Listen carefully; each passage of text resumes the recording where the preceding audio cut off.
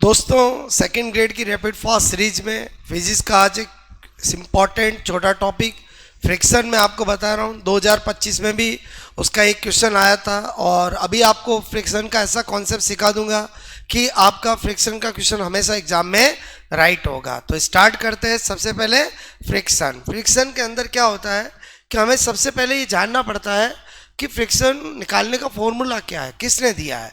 तो न्यूटन जो था उन्होंने सबसे पहले फ्रिक्शन लॉ दिया था और बताया था कि फ्रिक्शन कैसे निकाला जाता है। तो हम सबसे पहले स्टडी करेंगे न्यूटन्स लॉ ऑफ फ्रिक्शन। ठीक है, न्यूटन का घर्षण का नियम। न्यूटन ने कहा कि कोई भी बॉडी जब किसी सरफेस पे रखी हुई होती है तो उस पर वेट mg नीचे लगता है और नॉर्मल ऊपर लगता है। क्लियर? अगर आप ये F एक्सटर्नल लगाओगे तो यहाँ पर आपका फ्रिक्शन फोर्स लगेगा और जो फ्रिक्शन होता है वो हमेशा नॉर्मल के क्या होता है, डायरेक्टली प्रोपोर्शनल होता है। ठीक है, और इसको हटाएंगे तो आपका फ्रिक्शन कांस्टेंट आता है जिसको हम आपका म्यू एन कह सकते हैं। यहाँ पर ये क्या है, बोलो, फ्रिक्शन कांस्टेंट, जो कि अलग अलग सरफेस का अलग अलग होता है। घर्षण गुणांक, क्लियर, रफ सरफेस का ज़्यादा और चिकनी सरफेस का कम। ओके, और जो आपका नॉर्मल है वो डेफिनेटली mg के इक्वल होता है। इसीलिए फ्रिक्शन बोलो का फॉर्मूला म्यू एफ बराबर म्यू एन या म्यू mg कर सकते हैं। क्लियर?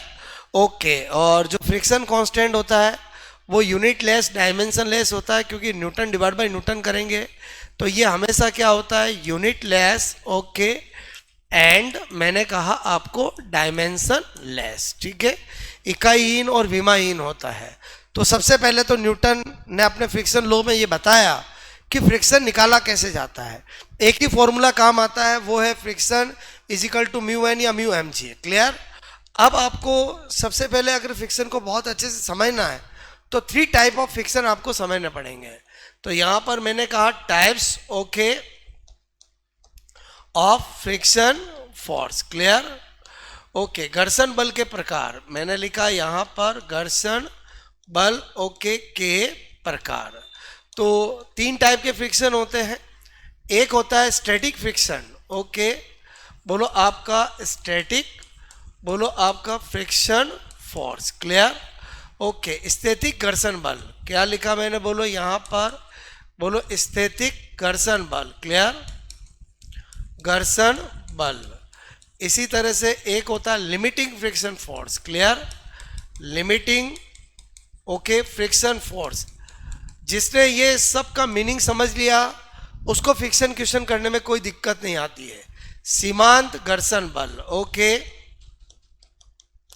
घर्षण बल। इसी तरह से तीसरा होता है, बोलो, काइनेटिक फ्रिक्शन फोर्स। क्लियर?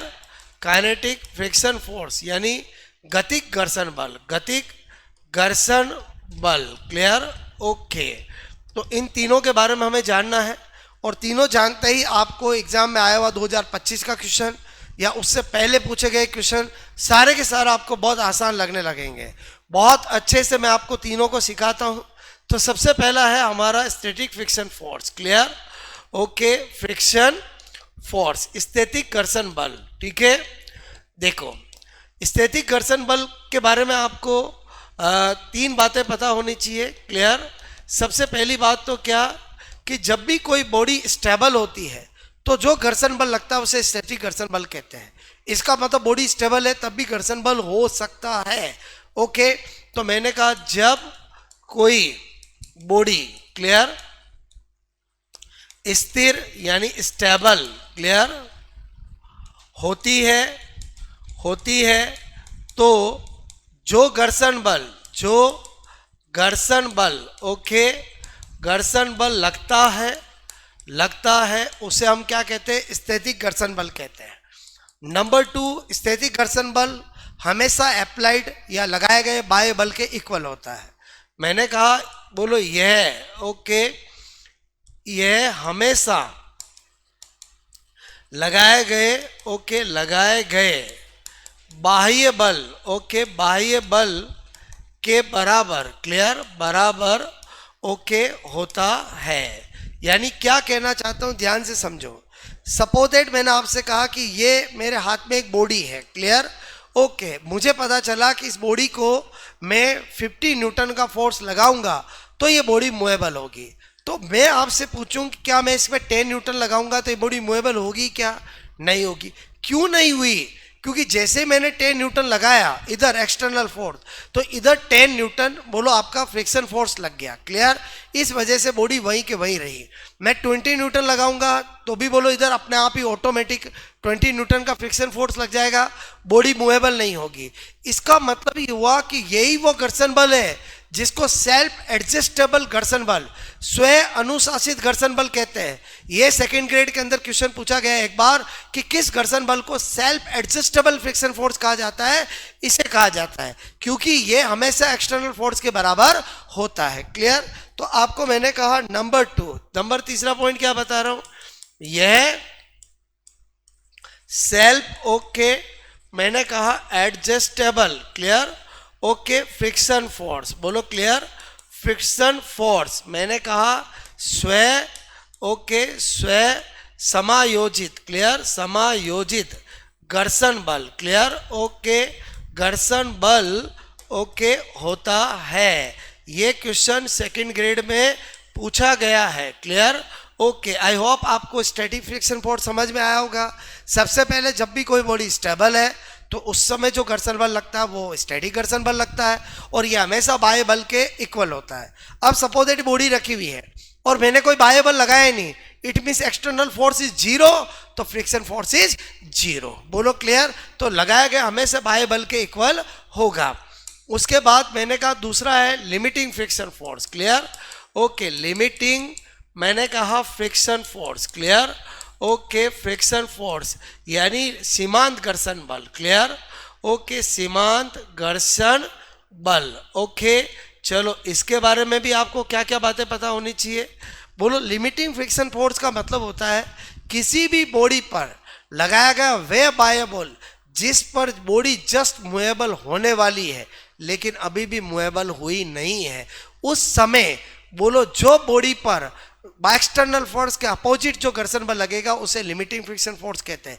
इसका मतलब इसमें भी बॉडी मूवेबल नहीं होती है, तो इसीलिए सीमांत घर्षण बल को स्थैतिक घर्षण बल का अधिकतम मान कहा जाता है, क्लियर ओके। तो मैंने कहा जब किसी बॉडी क्लियर ओके पर ठीक है बाह्य बल ओके लगाने पर बाह्य बल मैंने कहा लगाने क्लियर पर बॉडी क्लियर बॉडी जस्ट मैंने कहा just movable clear okay movable होने वाली है, क्लियर लेकिन हुई ओके हुई नहीं है, क्लियर ओके। उस समय जो घर्षण बल होगा उसे लिमिटिंग फ्रिक्शन फोर्स कहते हैं।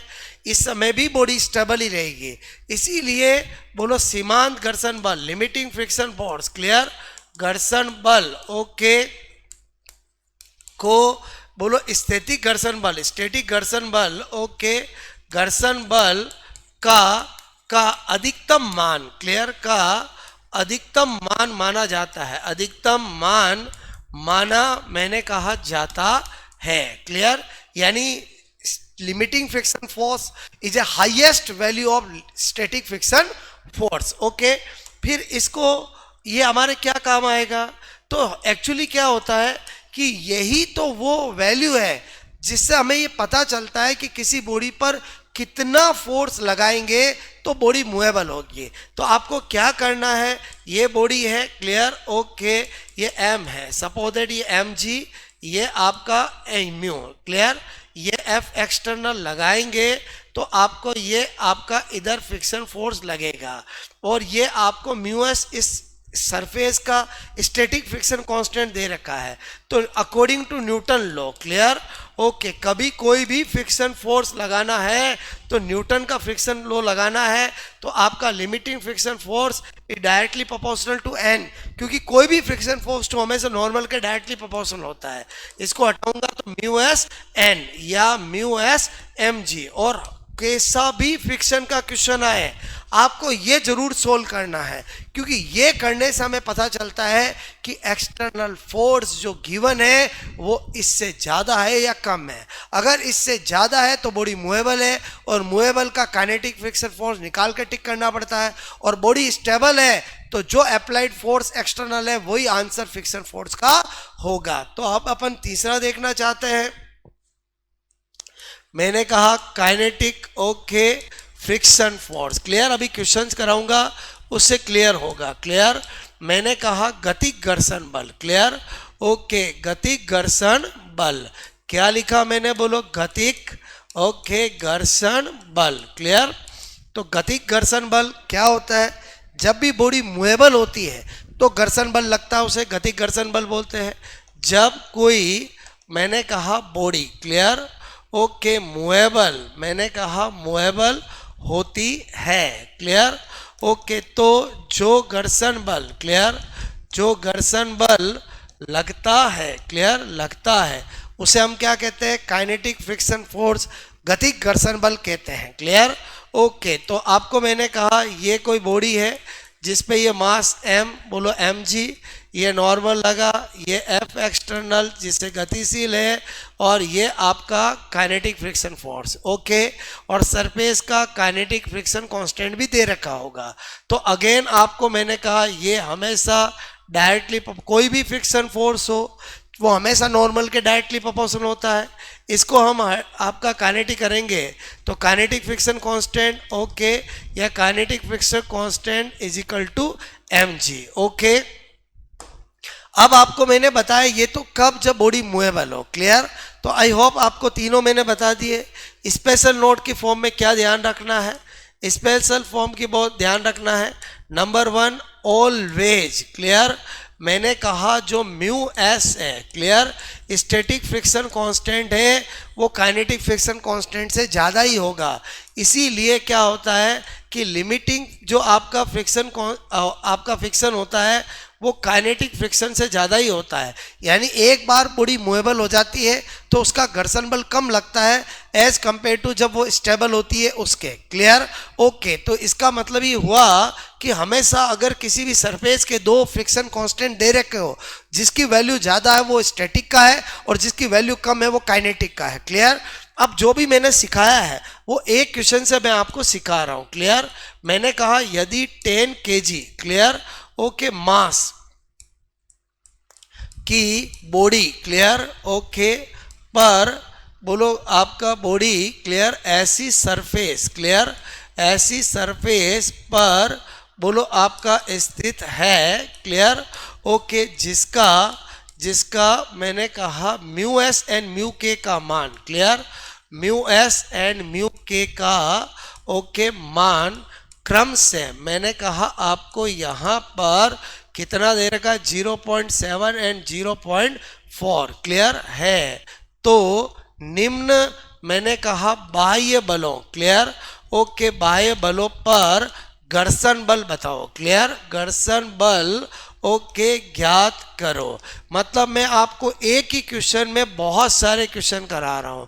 अगर F एक्सटर्नल आपको दे रखा है, सपोज दैट मैंने कहा 30 Newton okay, 40 Newton, clear, 50 Newton, clear okay, मैंने कहा आपको दे रखा है 60 Newton okay, 70 Newton, clear okay, 70 Newton, मैंने कहा 80 न्यूटन ओके, और एक आपको मैंने कहा यहाँ पर, क्लियर ओके, ये 5, ये 6 और ये 7, 100 न्यूटन, क्लियर।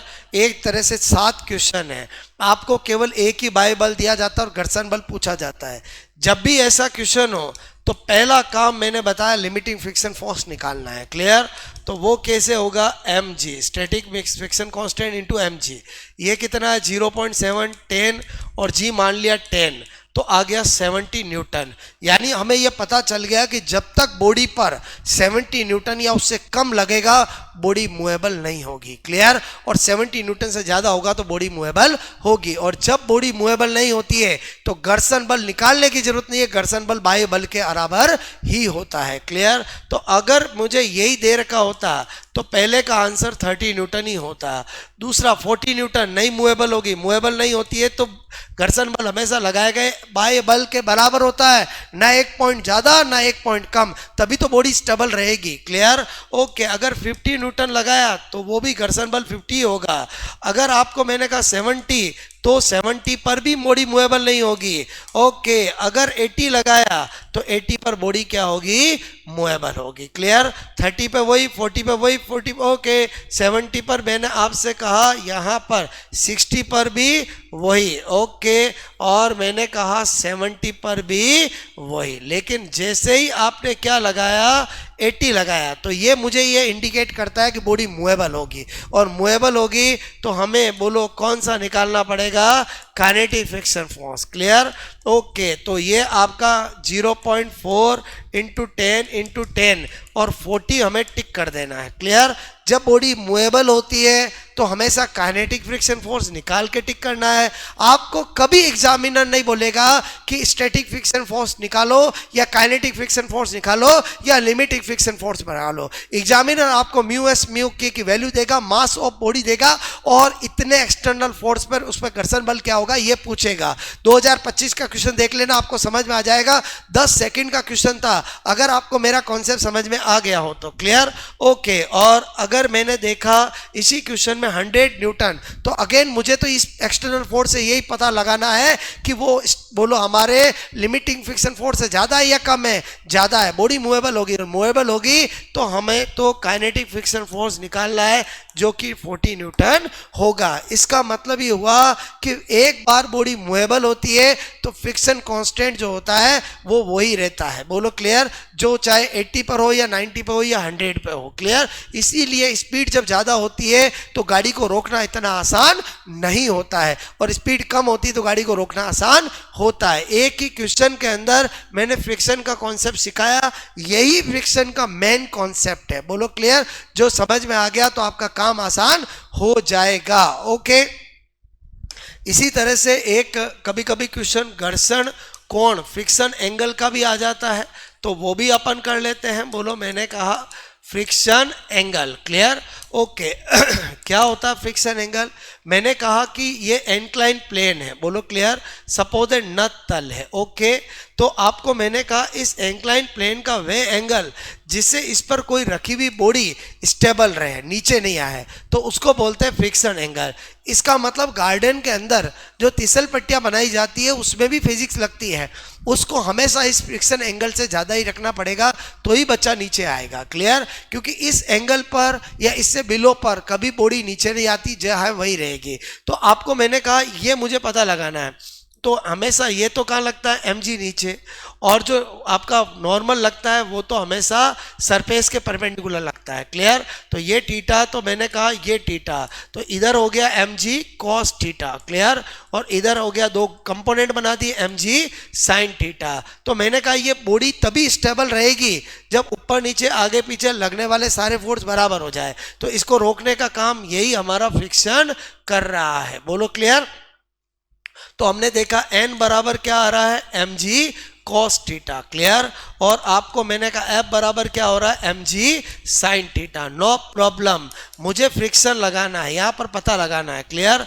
तो मैंने कहा म्यू, ओके, n, मैंने कहा म्यू n, तो इसकी जगह लिख दूं mg sin थीटा। बोलो क्लियर? ओके। और इसकी जगह लिख दूं mg, मैंने कहा cos थीटा, तो mg से mg कट हो गया, तो हमें क्या पता चला? यहाँ sin theta divide by cos theta is equal to mu. तो आपने क्या देखा कि sin अपॉन cos क्या हो गया? tan theta. तो ये फॉर्मूला बड़ा काम का है। हम बोलो अगर मुझे किसी इंक्लाइन प्लेन नत तल का बोलो सरफेस का फ्रिक्शन कांस्टेंट मिल जाए तो मैं बैठे बैठे कैलकुलेट कर सकता हूं कि इसका फ्रिक्शन एंगल क्या होगा।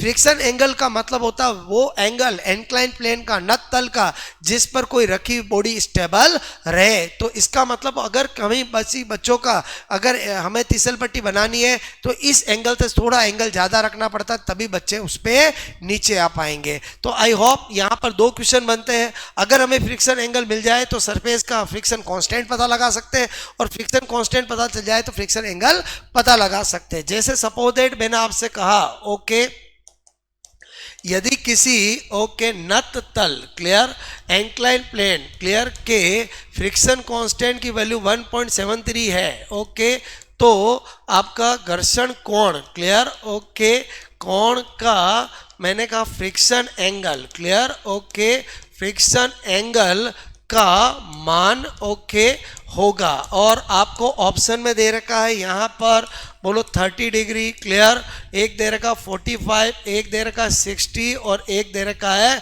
Supposed 70 clear. तो हमें क्या करना है, अभी मैंने बताया कि friction angle is equal to mu, एक चीज दी जाएगी दूसरा पता लगा सकते हैं क्लियर।